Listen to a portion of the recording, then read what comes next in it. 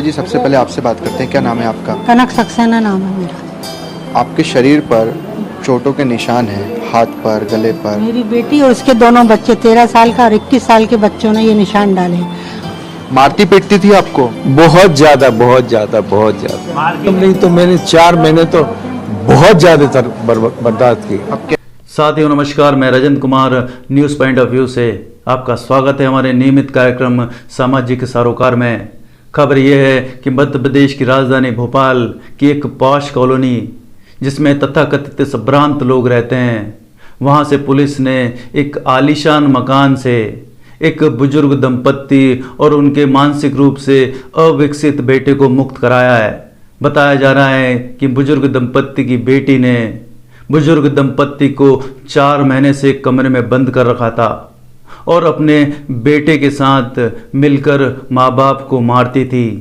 ये कैसा समय है कि एक बेटी अपने माँ बाप को मार रही है और एक नाती अपने नाना नानी के साथ मारपीट कर रहा है। खबर के अनुसार बेटी अपने माँ बाप से 3 करोड़ रुपए की मांग कर रही थी और इसीलिए अपने माँ बाप पर जुल्म कर रही थी। सारा खेल पैसे का ही है। अगर बुजुर्गों के पास पैसे ना हो तो अपने ही वृद्धाश्रम में छोड़ आते हैं और अगर पैसे हों तो अपने ही ये हाल करते हैं। बुजुर्ग करें क्या? आदमी जिंदगी भर तरस कर और तरसा कर जिंदगी में दुख और तनाव लेकर पैसा जमा करता है कि बुढ़ापे में काम आएंगे, लेकिन ऐसा होता कम ही है कि जीवन के अंतिम समय में पैसा काम आए।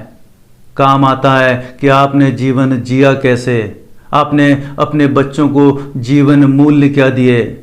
जब आप बेईमानी कर रहे थे बच्चा देख रहा था, जब आप कमजोरों पर जुल्म कर रहे थे बच्चा देख रहा था, जब आप झूठ बोल रहे थे बच्चा देख सुन रहा था, जब आप पैसों के पीछे भाग रहे थे बच्चा देख रहा था। बच्चा अपने माता पिता की हर बात को गौर से सुनता है और गौर से देखता है। आपका व्यवहार, आपका आचरण, आपकी बदतमीजी, आपकी रंगीनियत, आपकी अय्याशी बच्चा चुपचाप देख रहा था। आपके नकली जीवन को बच्चा समझ रहा था। आपका अपनों के प्रति नकली व्यवहार वो देख रहा था। बच्चा जब तक असहाय होता है तब तक तो वो चुपचाप देखता सुनता है, लेकिन जैसे ही आप शरीर से कमज़ोर होते हैं फिर बच्चा आप पर वही सारे हथकंडे अपनाता है जो आपने दुनिया के साथ अपनाए थे। छल कपट से, बेईमानी से, धूर्तता से, जिसे माँ बाप ने सफलता का पैमाना मान रखा था। आदमी जीवन भर अवसाद भरी जिंदगी जीता है, डर और भय में जीता है। समाज में इज्जत बनी रहे इसके लिए पता नहीं क्या क्या करता है। घर बनाता है, पैसा जमा करता है, महंगी महंगी शादियां करता है, लेकिन सुकून कभी नहीं पाता और सोचता है कि मैंने अपने सारे कर्तव्य पूरे कर लिए, अब सुकून से जीऊंगा। अरे भाई, जब तुम घूम सकते थे तब तुम घूमे नहीं, तब तुम पैसा पैसा कर रहे थे। जब तुमको अच्छा साहित्य पढ़ना था, कबीर को सुनना था, कबीर को पढ़ना था, तब तुम गृहस्थी में लगे रहे।